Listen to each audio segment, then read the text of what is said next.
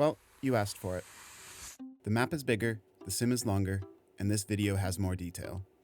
I spent hundreds of hours on bug fixes, failed simulations, and technical issues, but I think it was worth it. My poor laptop ran for 24 hours a day for almost a week on just this one simulation. I hope you like it. So, the first thing to note is that our map is much larger than any of our previous ones. I was quite excited for this because there are a bunch of different environments here, all of which are semi-isolated. For example, this area here is a large, fertile rainforest, which means there's plenty of food and easy access to water. It's also almost entirely surrounded by water, which A, means creatures will have a harder time wandering off into the desert to die, and B, they should have an easier time finding a mate. There's a similar environment here, but it's not as protected.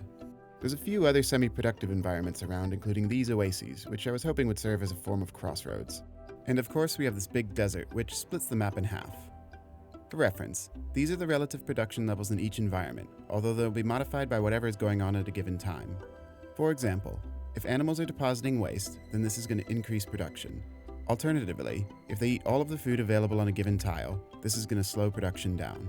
I have another video on this topic, so check it out if you're interested. For anyone interested in how biomes are calculated, I basically give every tile a temperature and precipitation rating. Temperature is basically a function of altitude and map position, with values roughly reflecting what you'd expect.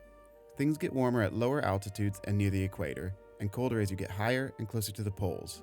Precipitation is essentially based on temperature and proximity to water, but proximity is a variable which scales with the size of the map. Once I have these two stats, I can just plot the tile on a graph and compare this to the Whittaker biome system, or an approximation of it, using this simple code.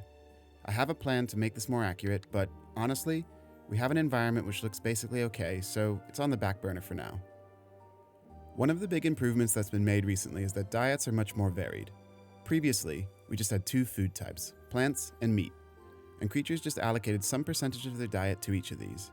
Now, we have 10 categories of food, and creatures can evolve a diet which is made up of any combination of these. The code for this is pretty simple. If a creature mutates at birth, this mutation can affect any stat. If that stat is anything but diet, it simply moves up or down by a percentage. However, if the diet stat mutates, this basically sends a signal to a diet logic class to rearrange things, which basically means this function runs 3 times. The function simply removes 1/10 of a creature's diet from one area and adds it to another.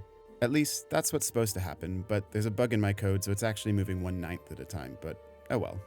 One thing you might have noticed is that there's only one type of meat here. This is going to be expanded in the future to include insects, fish, and other things, but those things don't exist in the simulation yet, so we just have meat. For reference, anything that has a diet which is greater than or equal to 50% meat is considered a carnivore. If its diet is between 1 and 49% meat, this is classified as an omnivore, and less than 1% is a herbivore. This is roughly comparable with real life, although I noticed a bit of an oddity. Multiple sources, including National Geographic and the Australian Museum, stated, if an organism consumes more than 70% meat, then it's considered a hypercarnivore. If it consumes more than 50% meat, then it's considered a mesocarnivore. And if it consumes less than 30% meat, it's considered a hypocarnivore, which is normally what we think of when we say omnivore. Anyway, National Geographic and the Australian Museum, what's up with this range here? In our simulation, there are a few things to consider. Plant matter and meat behave differently. Plants are a more consistent source of food which grows slowly over time. Meat is less consistent and decays over time. However, meat has far more calories per gram than plant food, which generally means that herbivores need to eat more consistently just to acquire the volume of food required to stay alive. I want to come up with a more nuanced approach to dealing with this, but for now the simulation just scales hunger with diet. So, the more carnivorous a creature is, the more slowly its hunger builds. An additional thing to note is that rates of decay vary with environment. For example, in the Arctic we're finding soft tissue from animals that died thousands of years ago. You won't find that in the Amazon. The simulation deals with this by scaling the rate of decay with temperature and precipitation.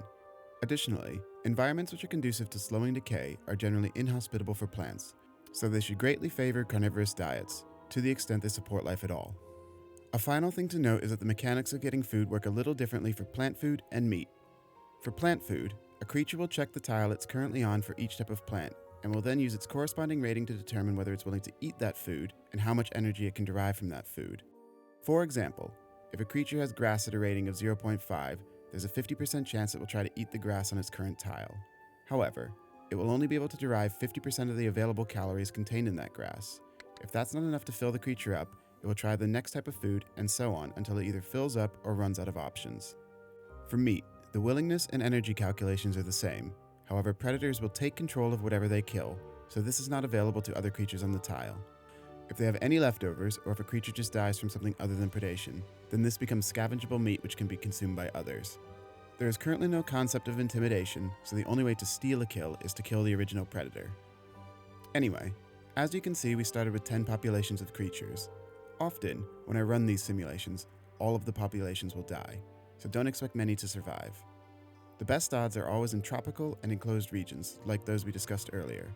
But evolution does what it does, so we'll see. One piece of feedback I got was that it would be nice if I zoomed in a little bit more, because it was hard to see what was going on. I thought this was extra relevant given that we're looking at a bigger map, so I just wrote a little bit of logic that will cause the camera to fly around autonomously once every 12,000 terms. It's not super smart, but it works, and like I said, this took 5 days to run, so I needed something automatic. So, as you can see, most of our populations died, but we have 1 in the west and 2 in the east, including this little isolated island, which I was very surprised about. Usually isolated populations in an area this small will die pretty quickly, especially this far north. So obviously not that much has happened so far in terms of evolution, but we have a few deviations. For example, we have a few springboks over here and a bit of stealth coming in here. But while things get going, let's take a quick look at how creatures are calculated. I basically have a list of 28 creatures, each of which has an avatar. For each stat, I ranked all 28 creatures. Those rankings are then multiplied by 10 to give me a stat value. So, for example, a polar bear has these stats, a warthog has these stats, and a springbok has these. The goal is to eventually have hundreds of animals, but it just takes a while to draw and then figure out all the stats. But we'll get there. Anyway, I put all of these stats into a CSV and then use this function to read the stats into Unity. Once I have that, the rest is pretty easy. Each creature has stats which can mutate over generations. When a creature is born with a mutation, it just loops through all of the stats, finds the closest match, and applies that avatar. So when you look at a map full of pigs or bears or whatever, you're basically looking at a bunch of approximations rather than specific creatures. One final note is that the calculation only picks from a pool of avatars that align with a creature's diet, so you won't see any vegan tigers or carnivorous pandas.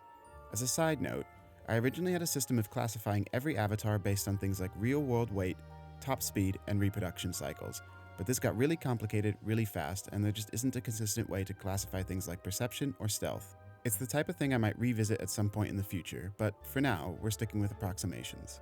So, I'll speed through, and you'll see the populations attempting to expand. By our next flyover, the northern oasis has managed to attract and sustain a population, but the southern one has not. However, there doesn't appear to be a significant difference between this population and this one. The eastern population has leaned a little bit more into stealth, but that's about it. So let's think about the conditions that made this migration more successful than this one. The first thing to consider is that the starting conditions were similar. Both populations started off clustered in tropical rainforests, which are environments that have an abundance of resources. Now, if you look at the possible paths for each population, the eastern population essentially needed to cross some savanna, and then they were back into an area which contained a reasonable amount of tropical rainforest. The western population, on the other hand, had a more difficult journey, although it might not be obvious. The western tropical rainforest ends here. This is temperate rainforest, this is temperate deciduous forest, and this is taiga, or boreal forest, which is a very sparse environment. So the western population actually needed to travel quite a bit further to get through a hostile environment and into a hospitable one. On top of that, although savanna has relatively few resources when compared to tropical rainforest, taiga has even fewer, and the early populations are not well suited to taking advantage of the resources that do exist in this environment. So, essentially, I suspect that the reason the eastern population was able to migrate successfully, but the western population was not, is that the eastern crossing was A, shorter, and B, less hostile to our particular populations. Bear in mind that this is just my theory. There's a lot going on here and I only have so much data. If you have any other theories, do let me know in the comments. I'm working on getting more reporting out of the system, something like creature breakdowns according to environment or region, but to be honest, that probably wouldn't have answered the question here anyway. Speaking of data, did you know there's a free and easy way to learn computer science, math, and data science? Brilliant.org is the best way to learn about these topics in a fun and interactive environment. Whatever your level of skill, Brilliant customizes content to fit your needs and lets you solve problems at your own pace. It has thousands of lessons from beginner to advanced, with new lessons added every month.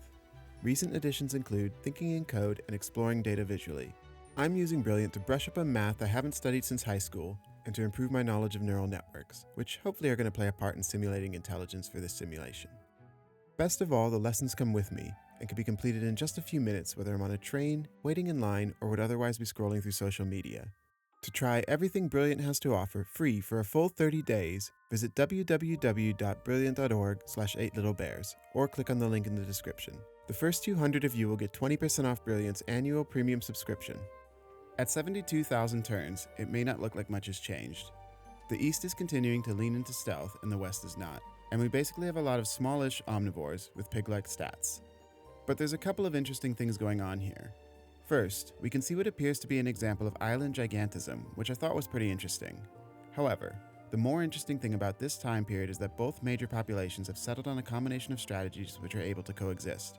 Small to mid-sized omnivores and small to mid-sized herbivores. And this coexistence seems to be pretty sustainable. So what makes it work? Let's dig into the data and see what we can figure out. The obvious differentiator between our eastern and western populations is stealth, so let's sort our creatures from lowest stealth to highest. And as expected, we have two major sections to pay attention to. This grouping has a rating of around 150 stealth, so they should be identifiable as our eastern population based on how translucent they are. This grouping is the same size, but with a lower stealth rating, so they're going to be our western population. Some of you might have noticed that this grouping is a little bit odd. The differentiator here is their size, which is 60 to 70% larger than most of the creatures on our map. Given that this is also a smaller but relatively homogeneous population, I think we can go ahead and conclude that this grouping of data represents our isolated island. But I want to focus on these two groupings. What is it that has allowed herbivores to coexist with omnivores in both environments?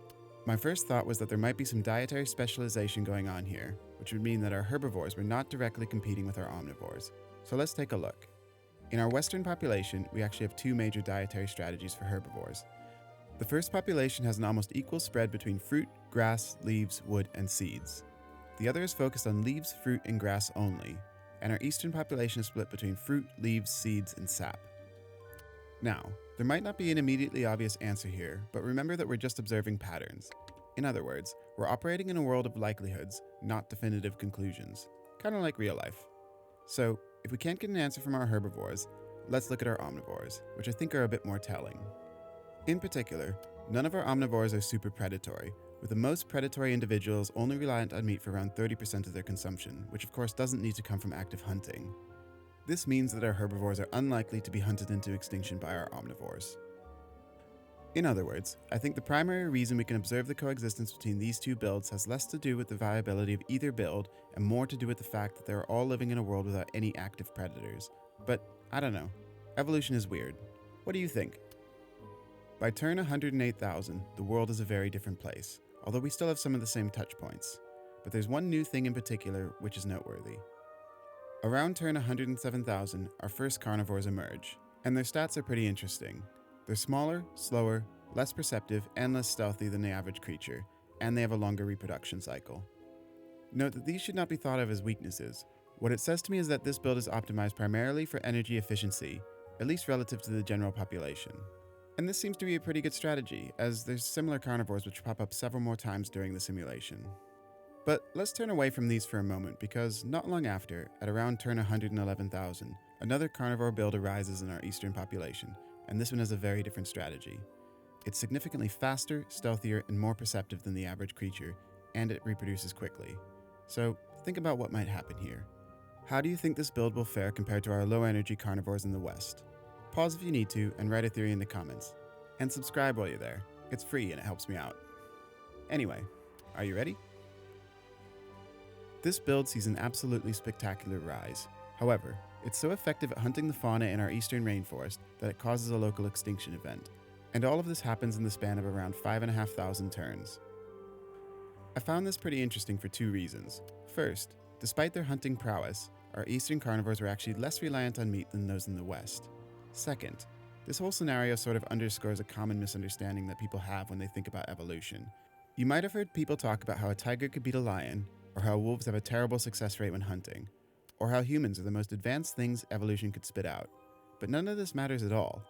Evolution is not an endless march towards more advanced organisms, or a march towards anything really. It's just a bunch of things reacting to the world around them over generations. If that world changes, a build can go from unstoppably powerful to totally unviable. This has happened before, and it'll probably happen again. In the case of our eastern carnivores, the world changed because they changed it, and once it was changed, they were doomed. But the world moved on. Things remain quiet for a while as the world recovers from its first extinction event, and we then enter a sort of golden age where creatures are able to rapidly expand. By 168,000 turns, the eastern population is back at full strength, supporting a much larger boar build, which is still focused on stealth, and our northern oasis is now a distinct population. At around 190,000 turns, a group of creatures expands into an ancient rainforest and quickly flourishes. Shortly after, we hit the 200,000 turn mark, and a new northwestern population arises.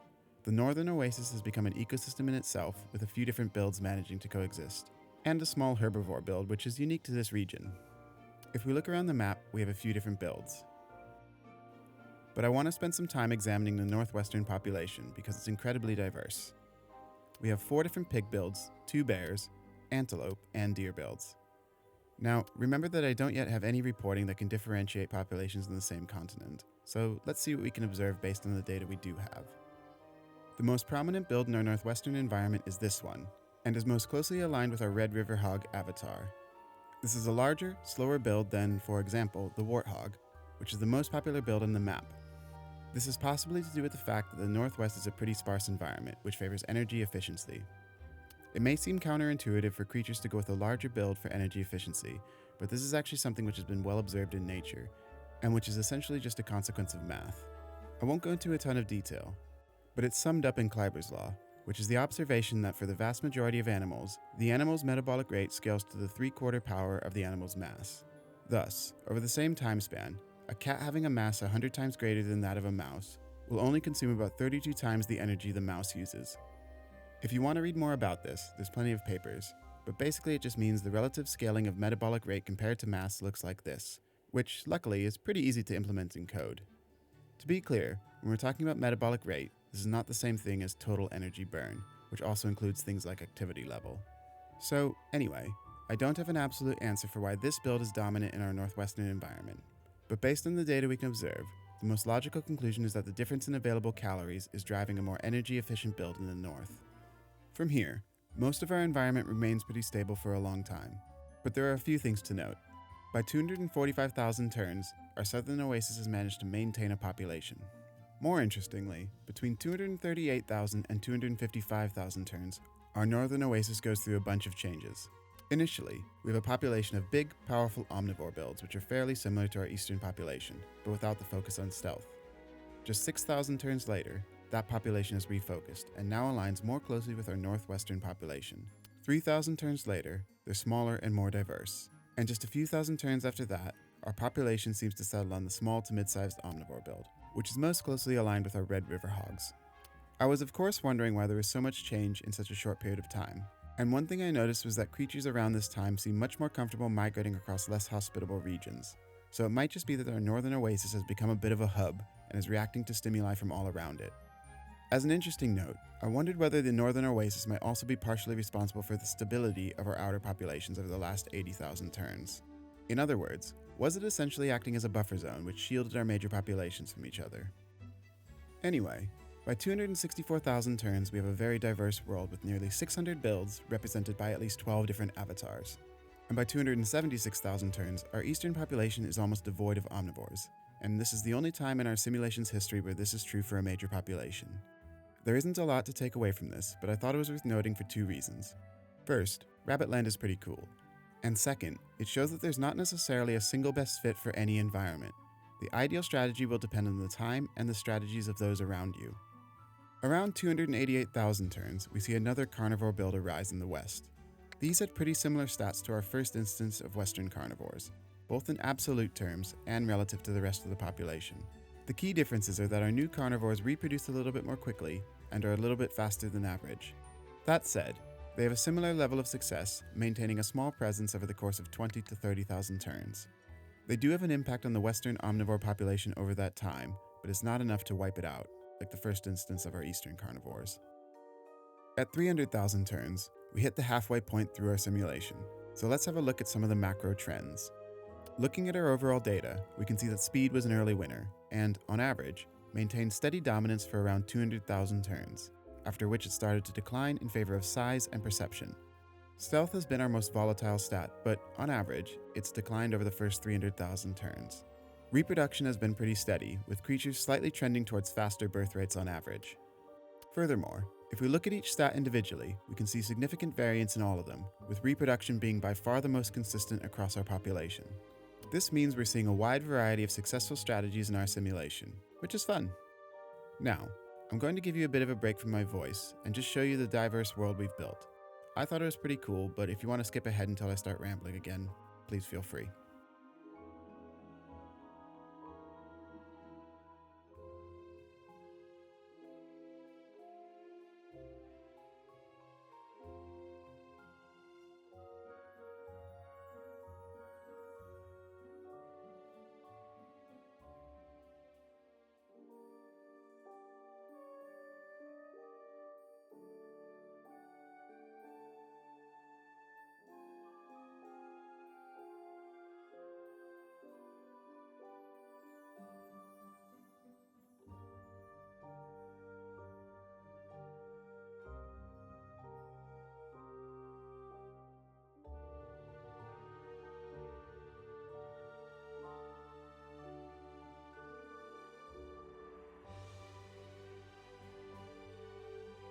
For a long time, our environment looked basically stable, with just minor variations popping up from time to time. For example, at 350,000 turns, the East goes back to being primarily stealthy omnivores. However, when we get to around 423,000 turns, this stability is interrupted by a local extinction in our Western population. This was a little strange for two reasons. First, until now, the West had never really been under any major threat and had essentially gone this entire time using roughly the same build. Second, there were no carnivores around when this happened. I don't have a good answer for what caused this extinction, but based on past experience, it may be that creatures in this region simply evolved too much and then struggled to find viable mates. That said, the total diversity in our environment actually increased over the same time period, so who knows? It could also have been some nuance in their diets, or something else entirely. There was a similar extinction in our southern oasis around 495,000 turns. But this is a sparse environment which has struggled to support a population for much of the simulation, so it's less surprising here. But anyway, things bounce back pretty quickly in the West. And then around 516,000 turns, we can see two distinct carnivore builds occupying the same territory. As you might expect, this did not go well for the rest of the population. Extinction began in the south around turn 507,000, and by turn 513,000, our carnivores spread to the southern oasis and wipe out a fledgling population which was already struggling to recover from its previous extinction event. Our carnivores then move north and decimate this population as well, but we already know what this means for our carnivores. Just like in the east, nearly 400,000 turns ago, a spectacular rise is followed by a spectacular fall. This extinction is so complete that by turn 527,000, the world has lost 35% of its total population and 21% of all species. This doesn't really compare to Earth's big extinctions, the worst of which took out more than 70% of terrestrial vertebrate species and over 80% of marine species. But hey, the Earth is more complex than the world inside my laptop. Around turn 550,000, we see another extinction event in the south and the near extinction of our northern population, neither of which appears to have been linked to the rise of any carnivores. Our northwestern population manages to just barely hang on, only to face total extinction, along with the northern oasis, just a few thousand turns later. That said, there's a bit of happy news during this period, which is that, for the first time, our southeastern environment managed to sustain a population. And that's pretty much it until we end. There's a small population of carnivores in our isolated rainforest at around turn 588,000. It thins things out a bit, but doesn't really cause any issues. So let's take a look at some of our big data again. As you can see, perception and size were on a continuous upward trend for our entire simulation. Speed and stealth were more volatile and, interestingly, seemed to mirror each other. This makes sense because one of the costs of stealth is that it lowers a creature's movement speed, so they would need to up their speed to get back to a reasonable amount. Additionally, stealth does not have an impact on attack speed, and both are necessary for successful hunting, so it's a good combination to have. Reproduction was our most stable stat, although there was a slight trend towards faster reproduction near the end of our simulation. Looking at our population graph, I actually didn't notice this spike in our population until the very end of my first review. It appears to have been the result of an explosion in our western population around turn 199,000. And it looks like there was more than one culprit for this, as the single highest population for any creature was this one, but there was only 418 of these, which would not account for the total boom. That said, just 3,000 turns later, when the population was reset, there was only 92 of these left, so I think it's a strong case to say that they and their close relatives were the main culprits. However, I'm not really sure why this occurred in the first place. There's nothing about this creature's stats that make it obviously prone to a boom, such as a super low reproduction rate. It might simply be that there was a perfect storm of environmental factors, including, for example, all of these creatures hitting sexual maturity at the same time and easily finding mates. Finally, I'll just note our isolated island, which has managed to trundle along through this entire simulation in the wake of all these extinctions with just incredible stability, with the only major mover being perception. Anyway, special thanks to all my patrons. I'm currently in the process of buying parts for a bigger PC which should be able to support massive maps with more complex reporting and processing. So anything I receive at the moment really is helping to support this content. Special shout out to Possum and Cloverring, who are currently the sole patrons at my bear and deer tiers. If you want to support me directly, there's a link to my Patreon in the description, with membership starting from just $1, which will get you access to the 8 Little Bears community chat. You can also become a YouTube member, which will get you access to some cool icons that upgrade over time and some fun little custom emojis. That said, I have a day job which pays the bills, so please only consider giving me money if the alternative is a coffee or a takeout or similar. There are plenty of free ways to support me, but the main one is just to enjoy my content. It makes me feel good, and YouTube's algorithm likes high watch time, so win-win. Anyway, cheers!